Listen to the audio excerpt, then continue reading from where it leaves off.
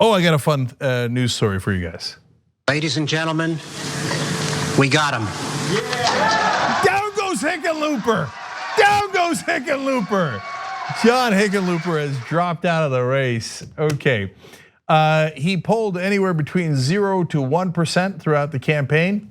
Once he said he got to 2%. He bragged about it on Twitter, which was then hilarious because every comment was like, he's like, big momentum, I got to 2%. They're like, do you know how silly you sound?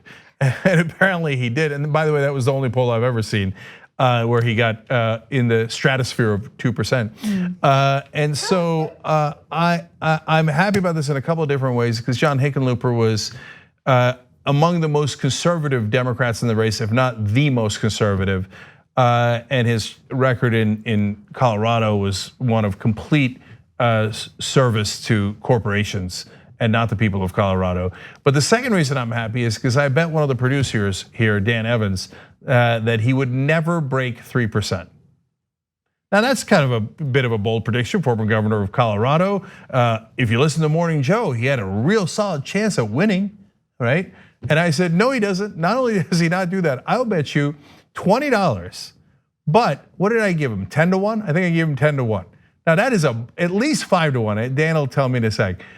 So if he ever gets to just 3%, I will give you $100 or $200, okay? And never got to 3%. So I love that because it's less than 3 and a heart at the same time. I love it. Okay. It is pretty good. The graphic. I love shortening names like that. Like, Hickenloops. Yeah, Hickenloops is super funny. Kenny Clips, who we love, and don't say it in a negative way; it's in an endearing way. But yeah, I used to call him Hicken Snoozer. Yeah, that's good. And appropriately, Hicken Snoozer went to sleep. Now, if you're wondering if I actually took the $20 from Dan Evans. Yes, I did. It's a bet. Bets are real.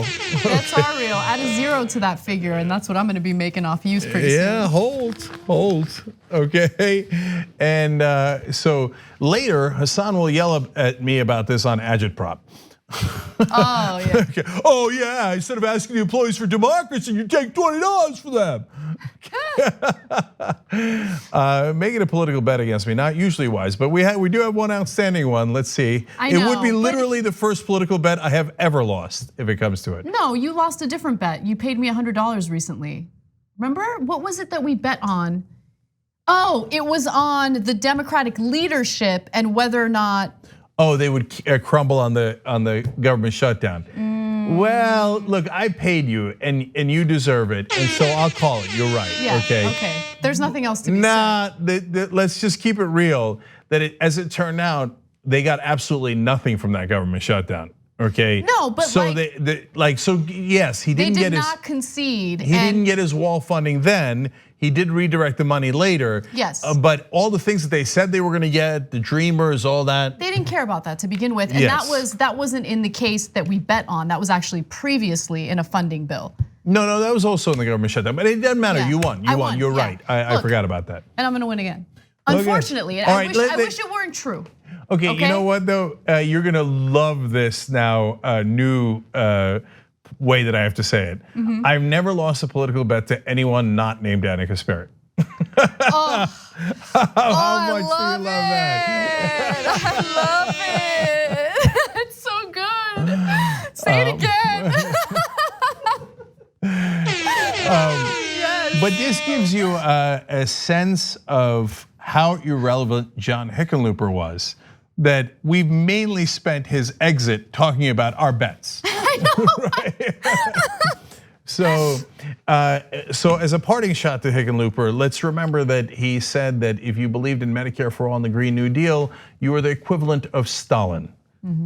He did say that, and he said, if you campaign on Medicare for all, you might as well FedEx the election to Donald Trump. Later, it was pointed out that the current governor of Colorado campaigned on Medicare for all and won by 10 points. And the current leader in the Democratic primary for the Senate seat is also campaigning on Medicare for all. And that's part of the reason he's taking the lead. So super last thing on it is I hope that the media learns, which is of course never going to happen. But It turns out the so-called moderate Democrats, which are in fact conservative corporate Democrats that you guys love so much on television, the voters don't actually like. We were right, you were wrong, you'll never learn. Now the new thing will be, well, they're already on Biden, and after that they'll be on Kamala Harris. But if all of that fails, Klobuchar. Oh, Jesus. Klobuchar. Okay, anybody want to bet me on Klobuchar?